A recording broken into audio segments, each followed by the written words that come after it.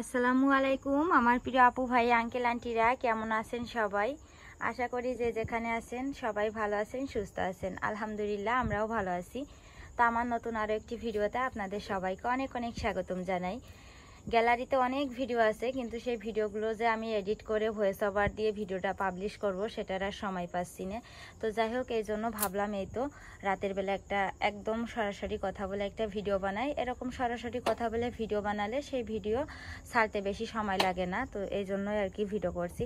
তো আজকে কিন্তু বুধবার, আর আজকে কয় তারিখ? 21 তারিখ মনে হয়। 21 তারিখই হবে, 21 কি 20 আমি সঠিক জানি না, তবে আমার মনে হচ্ছে 21 তারিখই হবে। আজকে বুধবার, এখন কিন্তু বাজে রাত 8টা 5 মিনিট।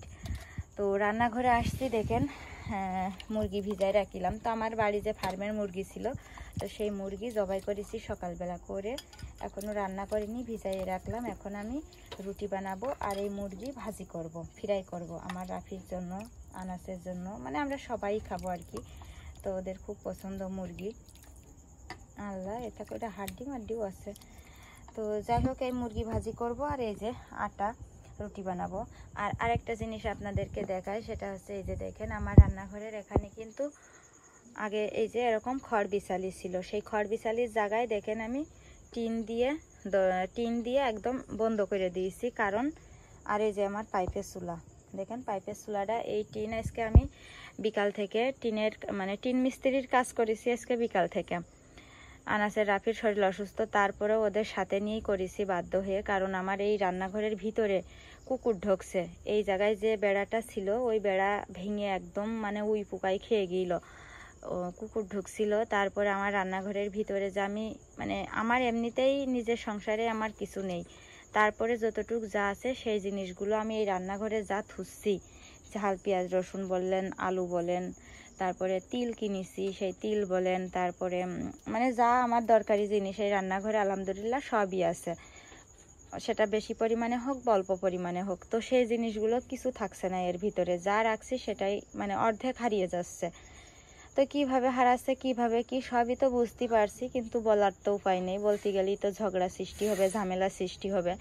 তো দেখলাম যে ঝগড়া ঝামেলা সৃষ্টি না করে আমার জিনিসগুলো যাতে হারিয়ে না যায়, চুরি হয়ে যাতে না যায়, তার একটা ব্যবস্থা করি। তো সেই এক কুকুরও ঠেকানো হচ্ছে, এক আমার জিনিসপত্র আর হারাবে না, চুরি হবে না, তো তারই ব্যবস্থা করেছি। এ দেখেন টিং দিয়ে জায়গাটা একদম ঘিরে দিয়েছি।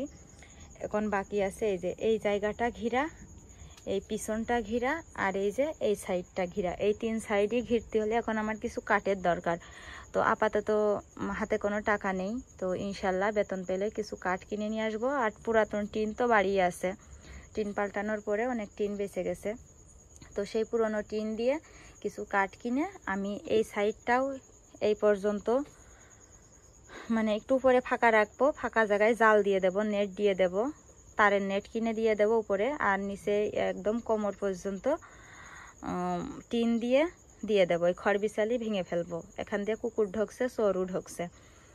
তো যাই হোক, এটাই করেছি আজকে। দেখেন প্রচুর কষ্ট হয়েছে টিনের কাজ করতে, যে আমার রাফি দেখেন আমার এখানে বসে বসে একটু ওর কার্টুন দিয়েছি, ও দেখছিল, আর আমি এদিকে আটার কাই করব।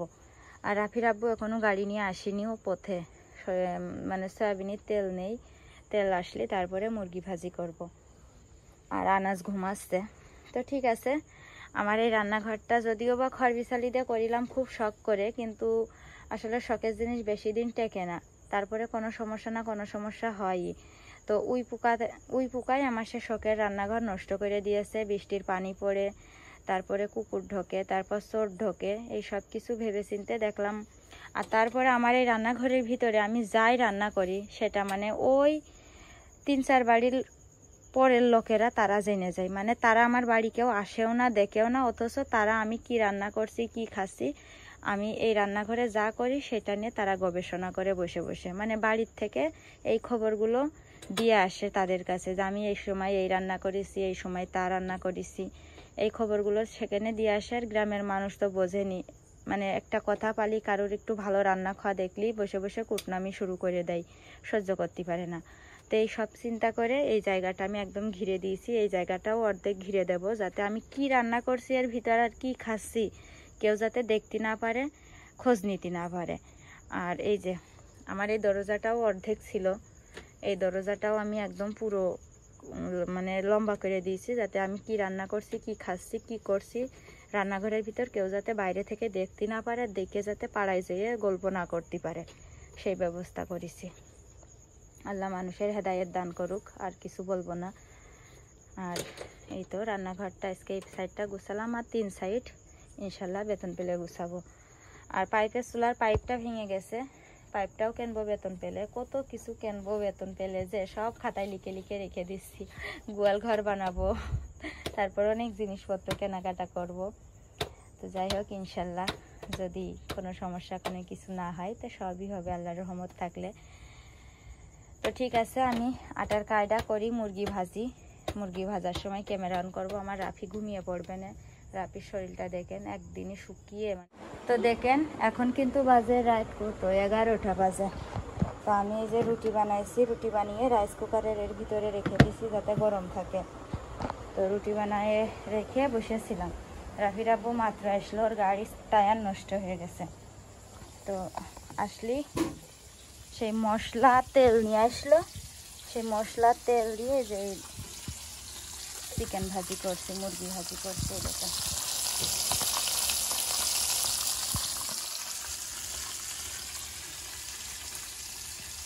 আর এদিকে দেখেন আনাসু ঘুমিতে উঠে পড়েছে।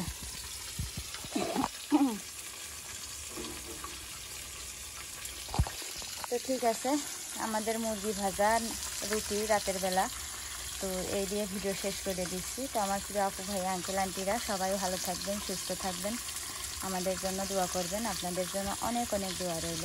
ইনশাল্লাহ বেঁচে থাকলে আবার আগামীকালকে দেখা হবে, কথা হবে। আল্লাহ হাফেজ, আসসালামু আলাইকুম।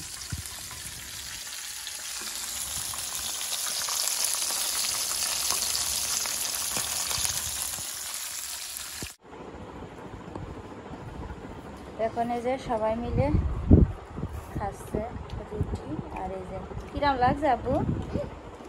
খুব মজা, খাও। মুখ শুকাইয়ে রাফি দেখার অবস্থা নেই। রাফির আনাস, আনাস মজা, তাকাও, খাও।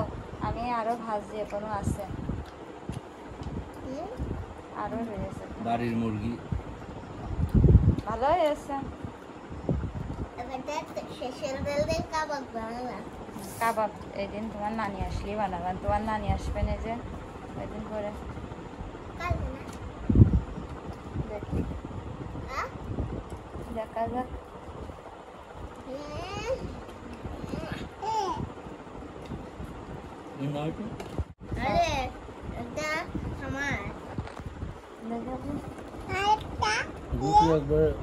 একটাই দিয়ে দিচ্ছ, আর আব্বু একটাই দিয়ে দিচ্ছ। তুমি খাবো রান, তুমি খাও। রান তারা খাবে না। খুব টেস্ট হয়েছে।